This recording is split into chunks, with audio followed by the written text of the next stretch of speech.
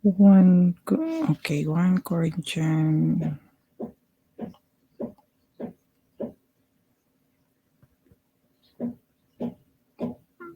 Okay, nandito. Ang tungkol po sa pag-ibig. Basahin ko po mga kaibigan, para malaman po natin. 1 Corinthians chapter 13, verse 1. Kung makapagsalita man ako sa iba't ibang wika ng mga tao at ng mga anghel, ngunit wala naman akong pag-ibig, para lang akong batingaw na umaalingaw-ngaw o pompyang na tumataginting. So yan po mga kaibigan, ano? So kailangan talaga natin ng pag-ibig. And then verse 2, kung may kakayahan man akong maghayag ng mensahe ng Diyos at may pangunawa sa lahat ng lihim na katotohanan at lahat ng kaalaman, at kung mailipat ko man ang mga bundok sa laki ng aking panampalataya, ngunit wala naman akong pag-ibig, wala akong kabuluhan. So pag-ibig talaga mga kaibigan, ano? At kahit ipamigay ko man ang lahat ng aking ari-arian at ialay pati aking katawan upang sunugin, kung wala naman akong pag-ibig, wala pa rin akong mapapala. So pag-ibig pa rin talaga dapat ang mangingibabaw. Ang taong may pag-ibig, ito po yung taong kung may pag-ibig po tayo, ano, ay mapagtiis, mabait, hindi marunong mainggit, hindi hambog, o mapagmataas. Verse 5, hindi bastos ang pag-uugali, hindi makasarili, hindi magalitin, o mapagtanim ng sama ng loob sa kapwa. Verse 6, hindi natutuwa sa kasamaan, hindi nagagalak sa katotohanan, hindi nagagalak kundi nagagalak sa katotohanan. Mali ako. Ulitin ko po, 1 Corinthians chapter 13 verse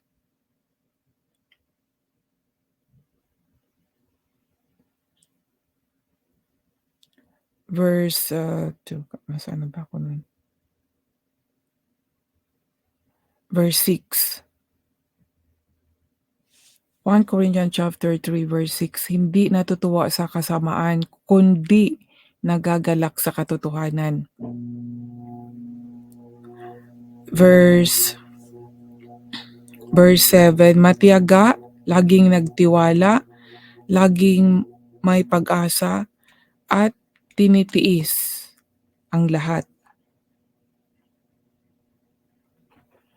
Verse 8, may katapusan ang pagpapahayag ng mensahe ng Diyos. At ang pagsasalita sa ibang wika na hindi natutunan, ganoon din ang pagpapahayag ng kaalaman tungkol sa Diyos. Ngunit ang pag-ibig ay walang hanggan. So pag-ibig talaga mga kaibigan, ano, yan po, kung may pag-ibig po tayo, isa po yan sa way kung kaya tayo ay magiging holy, magiging banal na tao. Pag-ibig po ang papairalin natin. Yun na nga, no, puwede naman tayong maging nice person, eh. Kaya nga sabi ko, eh, kind and nice is different. Kasi kung ang tao talaga ay kind, iba talaga iba yung gawa ng taong siya ay kindness kaysa nice, no? Puwede kang magkunwari, eh, ma mag mag magpa puwede kang magkunwari na nice person.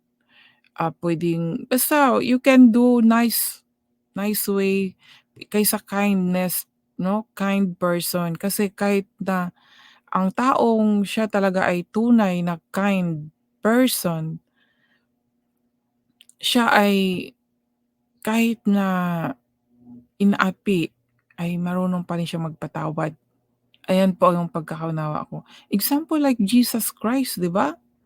Kahit na ilang beses po siyang sinasaktan ay lagi po siyang nagpapatawad. Yan po ang isa sa kind person, 'no, kung tayo po ay kind person, no, kindness, 'no, ay gano'n po 'yun. Pero kung nice person ka lang, ano, hindi ka marunong magpatawad, 'yun po ang pagkakaalam ko. Mababaw yung mabuting tao niya. Pero kung isa ka talagang totoong kind person, marunong ka magpatawad. Kahit hindi pa humingi ng tawad yung tao, pinatawad mo na, yun. Lahat pinapairal yung ano, yung sa love. Kaya nga sinabi dito kung anong klase yung pag-ibig, eh, 'no? Dito sa mababasa natin sa 1 Corinthians chapter 13. Yan po, nandiyan po yung love. Mapagtiis, magtiyaga, hindi natutuwa sa mga taong kahit nagalit ka sa isang tao at may nangyayaring hindi maganda sa kanya, hindi po dapat matutuwa, hindi tayo natutuwa at, mas, natutuwa sa katotohanan, yung mga gano'n. Ganda ng salita ng Diyos mga kaibigan, 'di ba? Dahil kung hindi po tayo isang taong talagang totoong mabuting tao, 'pag nagbabasa po tayo sa salita ng Diyos, ay doon natin malalaman, eh, and then ma-examine natin ang sarili natin, kung ano nga ba tayo, kung totoo nga ba tayong mabuting tao. Kaya hindi po ano, para sa akin 'pag magbasa ng Bible ay ka hindi po dapat ano 'yun, ikakat kukutyain yung taong nagbabasa ng Bible or sasabihin na, pabasa-basa lang naman 'yan para kunwaring ano." May mga gano'n kasing mga tao 'no, hindi nagsasalita-salita ng Diyos, akala mo kung sinong banal. Dahil ang nakikita niya sa isang tao ay isang masama and then nagbabasa ng Bible kaya 'yun judge 'no. Hindi niya alam, hindi niyo alam na in this way yung masamang tao nagbabasa ng Bible ay yun pala dahan-dahan nagtra-transform. Dahil ang salita ng Diyos ay pangangaral yan, eh. Baga yan ang pinaka pinaka ano ba, papaano ba sabihin? Bago sa parents natin pinapangaral tayo, itong Bible more than the word sa ating parents, na yan po ang talagang totoong makapag-transform kasi salita po ng ating kaluluwa. Kaya nga kailangan natin ng health, 'no? Kailangan din natin ng health for our soul. At itong salita ng Diyos ang the best na bago ng ating kaluluwa, makapagbigay ng nourishment. Totoo po 'yan, and then kung hindi niyo pa po alam, itong 'pag once na nag-nourish ang ating kaluluwa, magta-transform po na pisikal din po, magla-light. 'Yun po ang pagkakaunawa ko po talaga.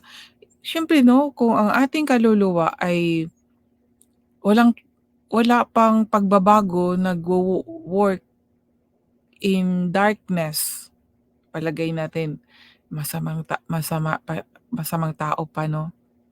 Halimbawa, isang tsismosa, siyempre 'pag tsismosa ka hindi talaga 'yan ano, hindi 'yan gawain ng sa Diyos 'no, sa kaaway niya talaga 'yan.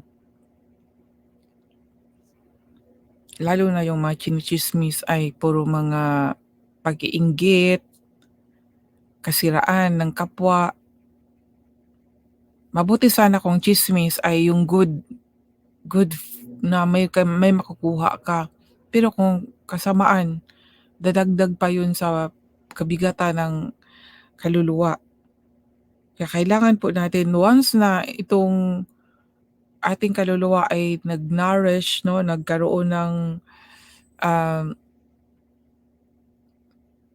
ng kaalaman tungkol sa mabuti, ay mag-light 'no, ang ating pakiramdam ay magkaroon ng light, ng ano yun, kagaanan ng kalooban.